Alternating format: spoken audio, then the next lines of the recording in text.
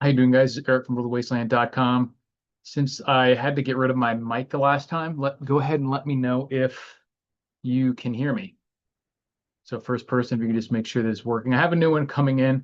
Seems like it's working on this end, but as of right now, it's just running off the old dash cam built-in mic, which is less than ideal, but it works.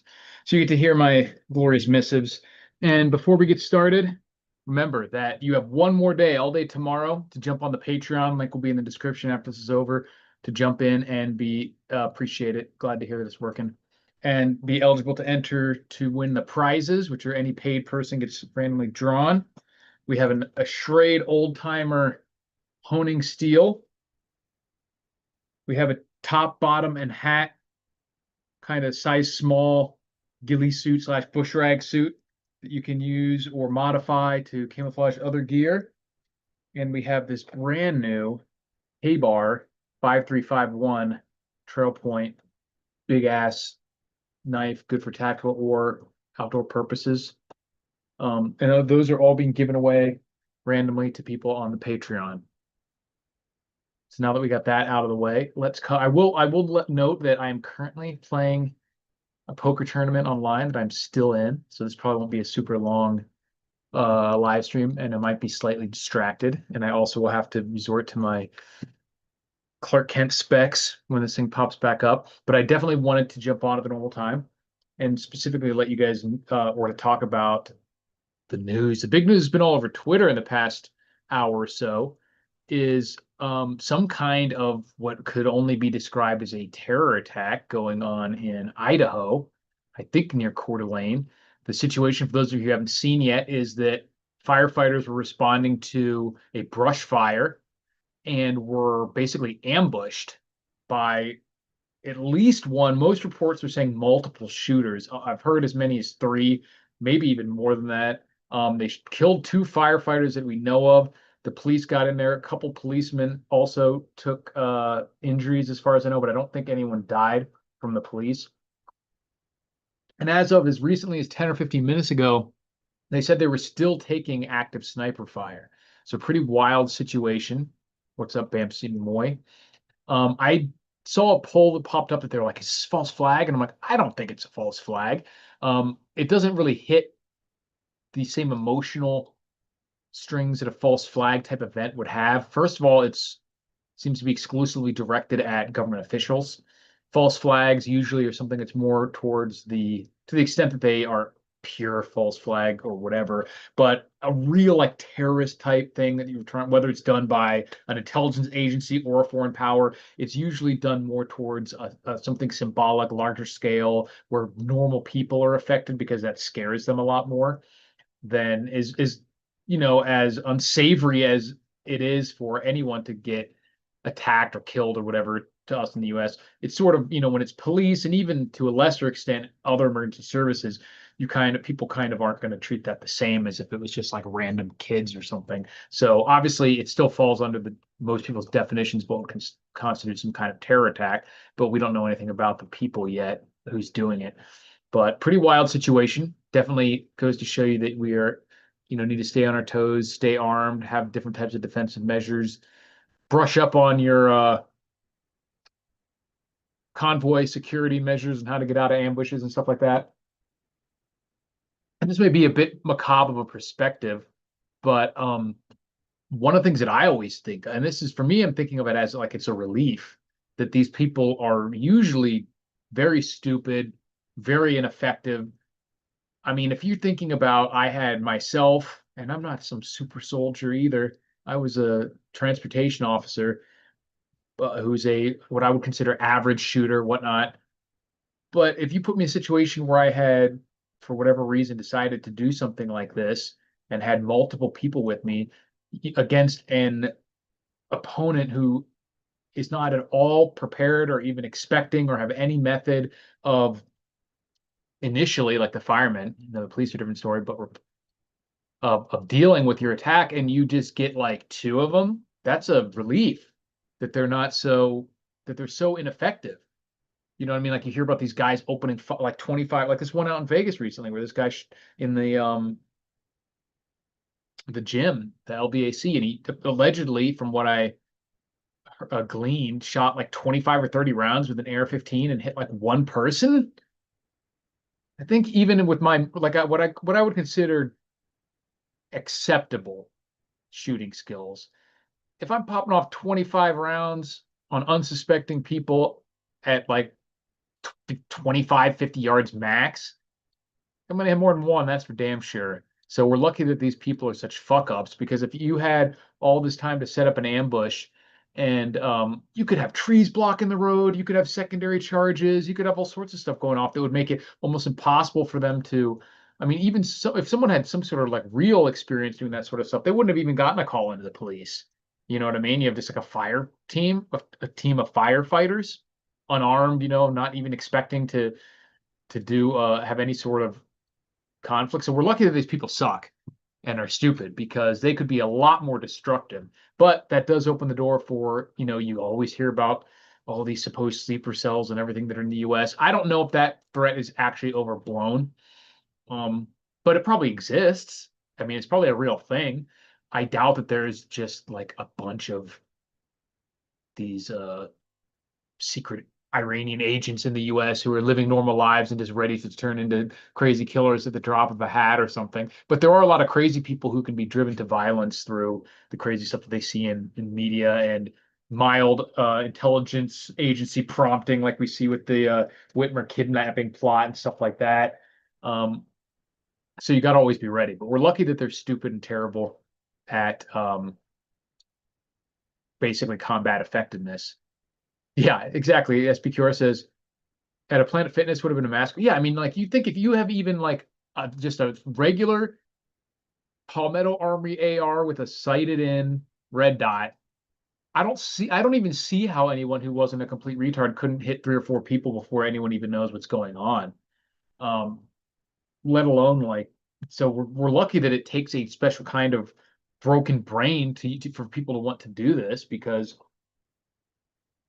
it would be so easy to do such a much more destructive job of these things, like with the current one that we're seeing. You go out there with multiple people and you set up an ambush on an unsuspecting civilian group and you get two people. I mean, it would be laughable if it wasn't tragic that these, firefighters had died, and, other injured police officers. So, yeah, but we're lucky, and we have to be ready for these things to keep getting worse as we see more and more fracturing within like the culture and ideals and just psyche of the people in this country. Stuff like this is going to happen more and more often. And one of my favorite new theories, conspiracy, I don't believe this, by the way, but it is one of the more fun conspiracy theories that seems to line up, is the whole like black star thing, that this giant cloud of evil electromagnetic energy is floating through the our galaxy, and it's like making everybody go crazy, and it's going to cause a bunch of earthquakes and stuff. I'm like, hey, that checks out. Earthquakes are like, and volcanoes are higher than average right now, and people are acting the fool in all sorts of ways. So that makes sense. Prove it wrong, I guess. We're just gonna be like buzzed out of our brains with crazy electromagnetic energy. So pretty wild situation for sure.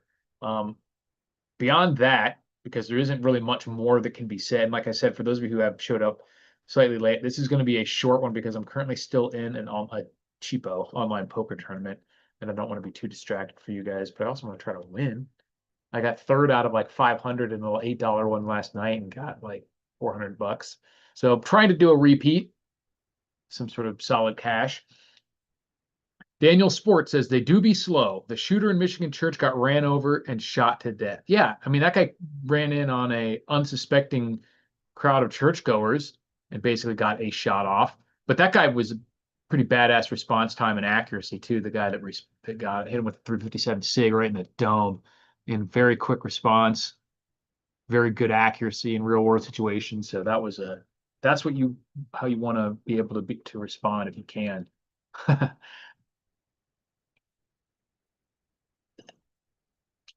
But there's a bunch of things you can do. Obviously, you want to, like I said, stay armed. We have the bulletproof backpack panels. I'm assuming these guys are using rifles, so maybe something more robust, the armor, the plates, plate carriers, stuff like that. Um, and even something maybe like smoke bombs. that you can throw out. There's some commercially available smoke bombs that are still pretty offer pretty good screen if you want to keep some of those, especially if they're in an area where you thought this might be possible. So you can lay down some screen for some concealment. Won't offer cover, but it will give you some concealment. And if you are in areas like that are out in Idaho, I imagine cell coverage is a lot better nowadays than it has been in the past, but still something like a radio or a GPS transmitter or something might be helpful too if you're frequently in areas that have limited cell coverage or spotty cell coverage. But yeah, like I said, we're lucky that these people are shitty or mediocre because with that type of setup, with just if you just give that scenario, I swear I could just grab like two buddies, let alone if you took like some ex-spec op guys or something, you could be extremely destructive in that sort of scenario. So we're lucky that these guys are probably giant fuck ups and losers. I mean, they're obviously fuck ups and losers or this, but I mean, to the extent of their capabilities. Um, Mark Olson says a low tech coordinated attack on the electric grid is a possibility. Not only is it a possibility, I mean, it's basically happened before. We had that situation where um, people were taking pot shots at the different kind of substations or something like that. And also, someone posted on Twitter that China had released a video of some new type of weapon that is specifically designed to like shoot out a cluster of like wires or something to short out power stations, substations, stuff like that. So that could be interesting. It would not be hard to defeat a lot of these electrical situations. Like there's big areas in the woods that are just huge high tension power lines that you could just knock one over and a whole city's out of power basically, and then wait for the linemen to show up and do what these guys did. And all of a sudden they wouldn't even know what had happened. They just wouldn't hear back from the guy and they'd send out another one. You do the same thing. So for Isaac, who just says, I'm late, what happened? There was some kind of at least small group, 1 to 3 or 2 or 3 shooters attacking, who set a fire and then started killed a few firemen when they came to deal with it in an ambush, and then also we're fighting and this last I heard 15, 20 minutes ago, we're still exchanging fire with the police in Idaho. So not a massive, widespread terror attack of some kind, but would still definitely fall under and at least the definition of at least domestic terror by most people's standards. So some type of small group ambush of emergency services in Idaho, firefighters to start with, and police. So there's probably more info already on Twitter as we speak, but it's an interesting thing to think about how you would deal with such a situation and try to take at least small measures to at least slightly increase your chances of survival in a situation like that. Most of that's just paying attention and knowing what you're going to do ahead of time so you can act without having to stop there and think about it too much. You can just act. Google account says, I mean, yeah, it could be Iranian IRGC goons setting fire, but it seems kind of unlikely. Agreed. Yeah, it's low level regardless of who it is. Like obviously these are like anti-American terrorists, regardless of whether they're Islamic or whatever officially. So most of the time it's just these guys, even when they're Islamic terrorists, they don't seem to be directly controlled in the whole idea of like a sleeper cell. They just get mad at, some version of basically like penis envy of Western civilization, even though they're living in it and leeching off it, they just seem to hate it and just lash out at it because of their perceived inadequacies or whatever. They think they should rule the world. And so they just get mad and blow up, crash out, as the kids say. But another interesting thing that happened in the news. I was just reading an article about, or not reading an article, watching a video about how supposedly China is talking about making the yuan convertible to gold. Now, they're not strictly speaking, from what I can tell, I think it was Neko64 who reported on this. They're not strictly speaking going to make it backed by gold at a fixed amount, like the dollar used to be, like 1 gold equals a certain many ounces of gold or partial ounces of gold. That more sounds like they're going to just always make it convertible to gold at market price. So sort of more like being a market maker for the yuan by using a universally accepted commodity, if you catch my drift. So it more seems like it's done with the purpose of saying or making people more likely and willing to hold the yuan because they always or take it in trade, in international trade, bilateral trade, because they know they can always sell it to China for gold at the whatever the current market price is. So you're never going to get screwed by holding yuan or taking yuan in exchange for any of these deals. So very interesting situation, just like with the BRICS. And people have always misunderstood the whole BRICS thing. They kind of looked at it as like an alliance, and obviously it's not even a true alliance in that sense, let alone, a military one of any kind. And it's not even really any sort of economic or strategic partnership. It's really just all about companies trying to, or countries trying to break away from the current dollar hegemony system that leads them beholden to all the whims and fickleness of the U.S. and like the sanctions and all this other stuff. And in the future will soon be the weakness of the U.S. dollar and when it could be hyperinflated in nothingness. So it's very interesting choice. We'll see if they actually end up doing that and actually making the yuan, basically, like I said, being a market maker for the yuan slash gold exchange so that people will, if you can always go get gold in exchange for your yuan, then you'll be much more likely to take that and other people to take it from you. And it could be something that creates a bigger market for people accepting the yuan in bilateral trade when now it's usually just the dollar or a couple other major currencies. And the BRICS has been more about setting up those direct bilateral trade agreements in people's local currencies, especially for countries that do a lot of business directly with each other, like maybe China and Iran or Russia and China and all these things. Like we don't need to get the dollar involved in this where we're just going back and forth between it. And now specifically when these countries will know, okay, sure, I'll take the yuans in payment, knowing that this is basically I can always buy gold with it.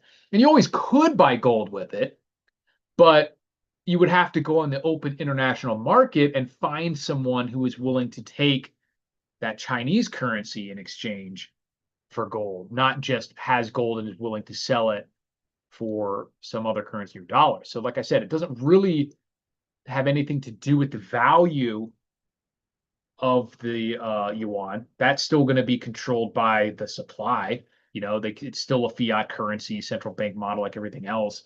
And so they could still theoretically hyperinflate it or whatever.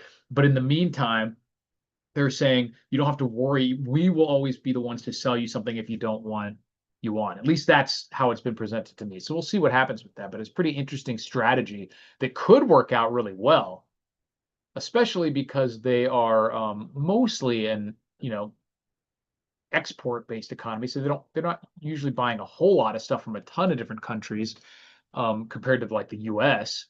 where they need fewer people to even accept the yuan, but it also creates a situation where people aren't automatically going to have to try and just take it and then immediately sell it like a lot of normal people do with different types of crypto. Like, yeah, we'll take crypto for payment, but people aren't holding all this crypto. They immediately go sell it most of the time. Most of these businesses, you go online and you see you can pay in crypto. They don't have big bank accounts of this crypto just sitting there. They mostly just take it to try to get people to buy from them, and then they just convert it almost immediately. Google account says, remember, lots of Chinese gold bars coins are sus for a bunch of reasons, might be fake, might be half copper, might be tungsten. That exists, but I don't think that that's necessarily done at the state level. And that would completely undermine the whole purpose of them doing this if the Chinese government were to give yuan holders fake gold.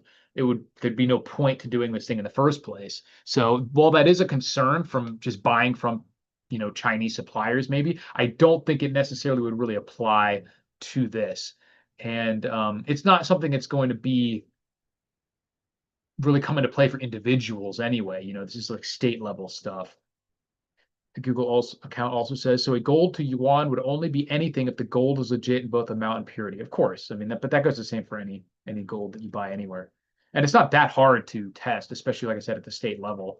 If you're saying I'm going to take these 10 million, 100 million, billion yuan and get gold for it, they're not going to give you fake bars. That would just be counterproductive and too easy to uncover for a government. It's one thing if some Chinese company or group makes a bunch of fake gold bars and just sells them out into the population at large, but that's not going to happen at the state level. I seriously doubt it.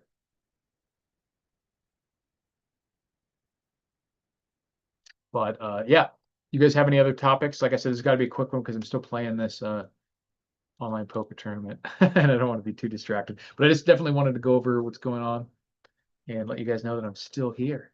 So we'll do a few more minutes of questions if you have any. Remember to sign up for the Patreon because you got one more day, all day tomorrow, to get into the paid Patreon and win the K-bar, the Straight Honing Steel, and the three-piece size small bush rag / ghillie suit. The way I've always heard it is that ghillie suits are more just on the back for stalking, so there's on the front, and if it's completely covered, it's more of just like a bush rag. But I don't know if there's an official rule about that or if that's just kind of a common use thing. But this one's all around, so it's camouflage on the front, back, and legs, and you got the headpiece as well. So even if you can't fit it, because you probably have to be about 5'7" or shorter, and not overweight, but you could cut this apart, attach to other things, use it to camouflage equipment as well. It's no different than seeing the gold is in Fort Knox. Lots of speculation that there is none. I mean, it's a little different if they're saying they're going to give it to you. I mean, if the U.S. came out and said we will always buy gold, or excuse me, sell gold for dollars, then they have to have some. But they don't need to do that, at least not right now, because everyone already takes the dollars. Everyone's already willing to take the dollars. So it's kind of like saying you go to buy something and someone's like, man, I don't know what this dollar is. And you're like, don't worry about it. Take it. And if you ever need to get rid of it, I will buy it back from you anyway. The people are going to be a lot more likely to be like, all right, especially once the system gets up and rolling, they'll say, fine, we'll take one, because even if we don't need it or we find out that someone else won't take it, then we'll just come sell it back to you for gold at whatever the gold. And that doesn't mean that the yuan can't lose a little value compared to gold in the meantime. It will be just the market for gold will just be the market for gold. They're not affecting that. What they are affecting is the market for yuan. And like I've always tried to explain in my videos, is that when it's really wrong to think of it as buying gold and silver. Really, you are selling Federal Reserve notes or whatever other currency for real money, which is gold and silver. And that should be the default. And we're returning to a world where it will be the default and is the default. And I plan on doing my part in making that happen by hoarding that shit as much as I can. But it's expensive because fiat currency is all declining in value. So it's getting hard. B. Williams says that is the whole basis behind the fiat currency system that the U.S. and the world left back in the early 70s. Like I said, sort of. Yeah, in the 70s it was a little bit, but originally the dollar system was that the dollar by definition was a certain amount of gold. And eventually we got away from that and then got away from the dollar system completely. So that is a different system altogether than just saying that we will basically be a market maker for the yuan so that you can always exchange them in something that everyone will take all over the world. It's a little bit different nuance there. And it's like I said, it's specifically designed to get people to be more willing to accept the yuan and not have to worry about holding it for at least short periods of time. Yeah, the U.S. He says the U.S. is as good as gold and became the reserve currency.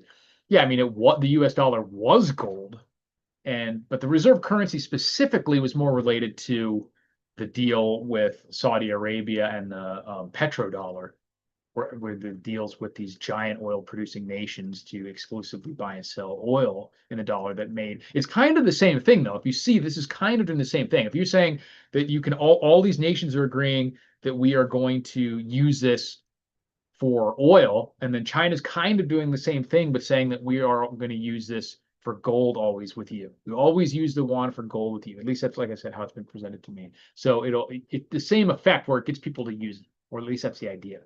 That people don't have to worry about it because everyone's going to be using it. And even if they're not, then you say, well, okay, here, then I'll trade it back in for the gold. And that way you don't have to worry about holding. So.